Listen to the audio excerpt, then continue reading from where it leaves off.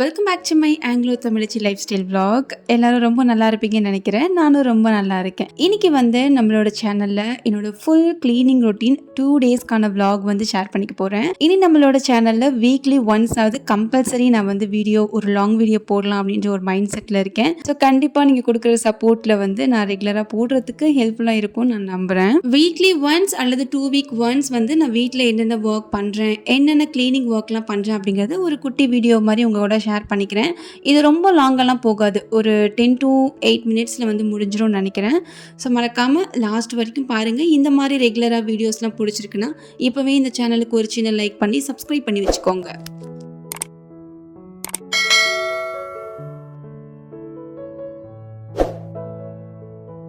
அன்றைக்கி வந்து ஒரு மிட் மார்னிங் மாதிரி என்னோடய ஒர்க்லாம் ஸ்டார்ட் பண்ணிட்டேன். அன்றைக்கி பில்லோ கவர்ஸ், பெட்ஷீட் இது எல்லாமே கொஞ்சம் சேஞ்ச் பண்ணிடலான்னு சொல்லிட்டு அப்படியே மிஷின்லேயும் வந்து பார்த்திங்கன்னா எல்லாமே போட்டு விட்டுட்டு, அடிக்கிற வெயிலுக்கு காய போட்டால் 1 ஹவரில் காய்ச்சிடும் இல்லையா, அதனால் அதுக்கு தகுந்த மாதிரி மிஷினில் வந்து எல்லாத்தையும் போட்டாச்சு.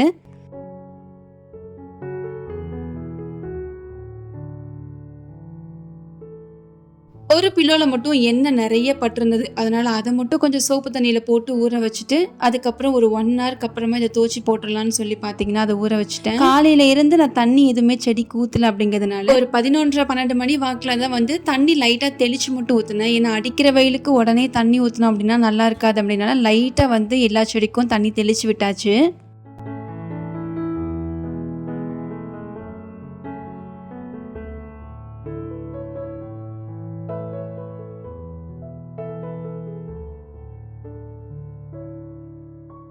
எங்கள் வீட்டில் நான் மினி கார்டன் மாதிரி செட் பண்ணலான்னு சொல்லிட்டு இப்போ தான் கொஞ்சம் கொஞ்சமாக என்னோடய பிளான்ஸ் எல்லாம் வாங்கிட்டு இருக்கேன். அதுக்கு தேவையான எனக்கு தெரிஞ்ச வரைக்கும் உள்ள பிளான்ஸ் எல்லாம் வந்து அப்டேட் பண்ணிகிட்டு இருக்கேன். ஸோ நான் என் பிளான்ஸுக்கு வாங்கின ஸ்டாண்ட், என் பிளான்ஸ் பற்றின எல்லா டீட்டெயில், நான் வாங்கின எக்யூப்மெண்ட்ஸ் இது எல்லாமே வந்து பார்த்திங்கன்னா நான் உங்களுக்கு டிஸ்கிரிப்ஷன் பாக்ஸில் லிங்க் தரேன். யாருக்காவது உங்கள் கார்டனுக்கு தேவைப்படுது அப்படின்னா நீங்கள் அந்த ப்ராடக்ட்டை தேவைப்பட்டால் வாங்கிக்கலாம்.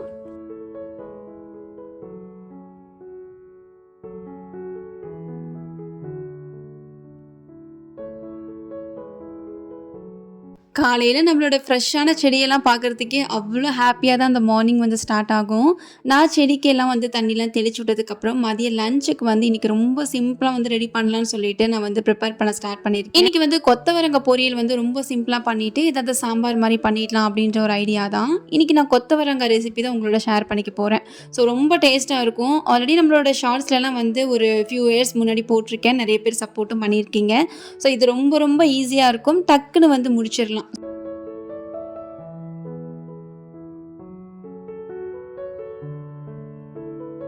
வெளியே உள்ள செடியெல்லாம் அழகாக தண்ணியெல்லாம் தெளிச்சாச்சு. உள்ளே வந்து பார்க்கும்போது பெட்ரூமில் இருக்கிற இந்த 2 செடிக்கு வந்து பார்த்தீங்கன்னா தண்ணி ஊற்றலை. இது அதிகமாக தண்ணி ஊற்றக்கூடாது அப்படிங்கிறதுனாலேயே உள்ளே வந்து வச்சுருக்கோம். இந்த ஜீசி பிளான்ட் அண்ட் ஸ்னேக் பிளான்ட் வந்து ரூம்குள்ளே வச்சோம் அப்படின்னா நமக்கு நல்ல ஒரு ஆக்சிஜனை செக்ரேட் பண்ணும் அப்படிங்கிறதுனால அதிக மெயின்டெனன்ஸும் நமக்கு தேவைப்படாது. இந்த மாதிரி நல்ல மண்ணெல்லாம் ட்ரை ஆனதுக்கப்புறம் தண்ணி ஊற்றினாலே போதும். அதுவும் வீக்லி ஒன்ஸ் ஊற்றினா கூட போதும் அப்படிங்கிறதுனால தான் நான் வந்து இந்த ரூம்குள்ளே வச்சுருக்கேன். ஸோ அதுக்கும் லைட்டாக தண்ணி ஊற்றிட்டு நம்மளோட லஞ்ச் ஒர்க் வந்து அகெயின் வந்து பார்த்திங்கன்னா நான் ரீஸ்டார்ட் பண்ணியிருக்கேன்.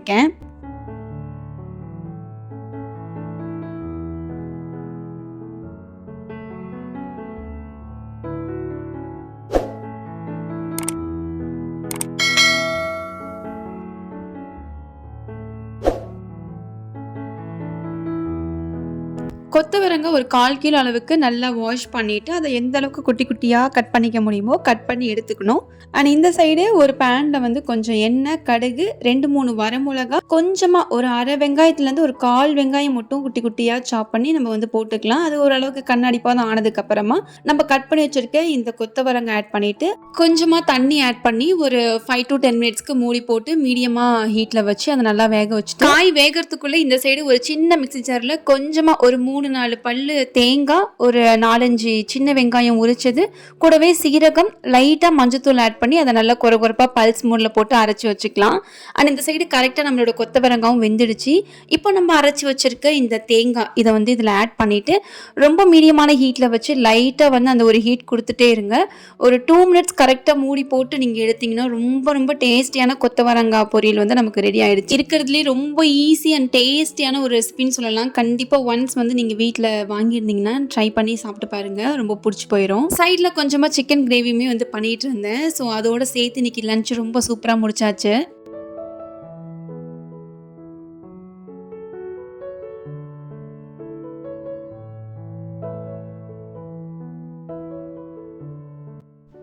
ஒரு 4 மணிக்கு மேலே ஒரு saree அயர்ன் பண்ணுற வேலை இருந்தது இன்றைக்கி. ஸோ அந்த சாரியும் வந்து பார்த்திங்கன்னா அயர்ன் பண்ணிவிட்டு அதுக்கப்புறம் மற்ற வேலைகள்லாம் பார்க்கலான்னு சொல்லி அதுதான் பண்ணிகிட்டு இருந்தேன்.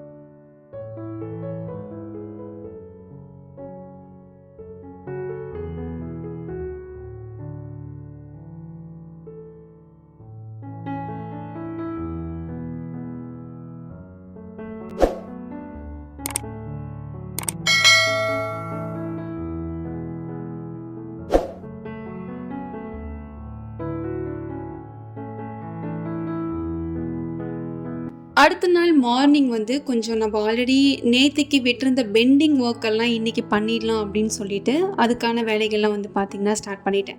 ஆக்சுவலாக நான் நேற்றே வந்து கொஞ்சம் வீடெல்லாம் துடைச்சிடலாம் அப்படின்னு சொல்லி நான் வந்து பிளான் பண்ணியிருந்தேன். பட் நேற்று ரொம்ப ஒர்க் பண்ணிட்டோம் அப்படின்னா அடிக்கிற வெயிலுக்கு கண்டிப்பாக வந்து எல்லா வேலையும் ஒரே நாளில் பண்ண முடியாது இல்லையா? ஸோ யூஸ்வலாகவே வீட்டு வேலை அப்படின்னா ஒவ்வொரு நாளும் பிரித்து பண்ணுறது தான் கொஞ்சம் நீட்டாகவும் இருக்கும். அட் த சேம் டைம் நமக்கும் கொஞ்சம் டயர்டாகாமல் இருக்கும். அப்படிங்கிறதுனால நேற்று கொஞ்சம் ஒர்க்கும் இன்னைக்கு கொஞ்சம் ஒர்க் வந்து பார்த்தீங்கன்னா நான் பண்ணிகிட்ருக்கேன்.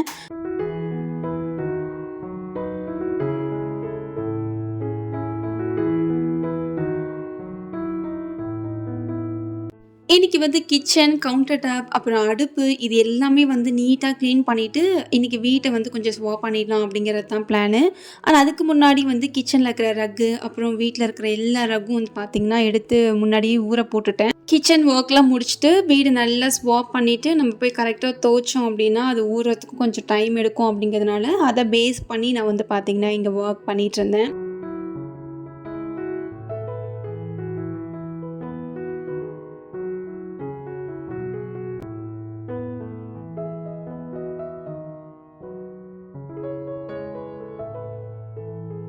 ரொம்ப நாள் ஆச்சு இல்லையா? நம்மளோட ஆங்கிலோ தமிழச்சி லைஃப் ஸ்டைலில் வந்து இந்த மாதிரி கிச்சன் க்ளீன் பண்ணுறது, அப்புறம் இந்த மாதிரியான ஒரு பீஸ்ஃபுல்லான ஒரு விலாகு நம்மளோட கிச்சன்லேருந்து போட்டே பல நாள் ஆகுது. ஆப்வியஸ்லி சொல்லப்போனால் பல வருடங்களே ஆகுதுன்னு சொல்லலாம். அந்தளவுக்கு நம்ம கொஞ்சம் கேப் வந்து விட்டுருந்தோம். ஸோ இந்த மாதிரி விலாக்ஸ்லாம் வந்து அகெயின் போடுறதுக்கு மோஸ்ட்லி வந்து எல்லாருக்குமே இது வந்து ஹிட் ஆகும்னு நினைக்கிறேன். எனக்கு இந்த கிச்சனில் கவுண்டர் டாப் க்ளீன் பண்ணாலோ அல்லது வந்து அடுப்பு க்ளீன் பண்ணாலோ அது ஒரு தெரப்பி மாதிரியே ஃபீல் ஆகுங்க.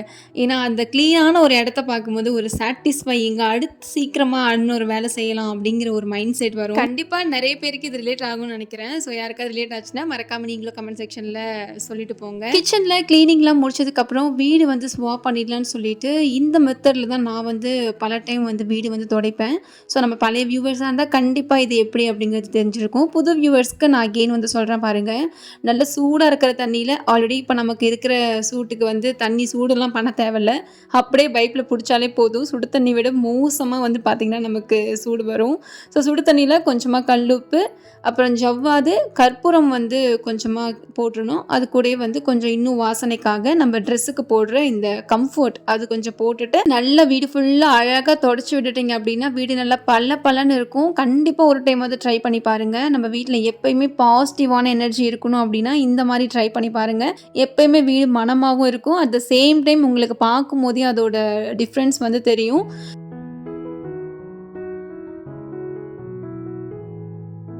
ஃபைனலாக நம்ம வீடியோ எண்டிங்க்கு வந்துருச்சு. இவ்வளோ நேரம் இந்த லாங் வீடியோ பார்த்த ஒவ்வொருத்தருக்கும் ரொம்ப ரொம்ப நன்றி. இந்த மாதிரி ரெகுலர் வீடியோஸ் போடுறதுக்கு உங்களோட சப்போர்ட் எனக்கு ரொம்ப தேவைப்படுது. கண்டிப்பாக எனக்கு ரெகுலராக சப்போர்ட் பண்ணுங்கள். மறக்காமல் ஒரு சின்ன லைக் கொடுத்துட்டு ஃபாலோ பண்ணிக்கோங்க. நெக்ஸ்ட் ஒரு சூப்பரான வீடியோவில் பார்க்கலாம்.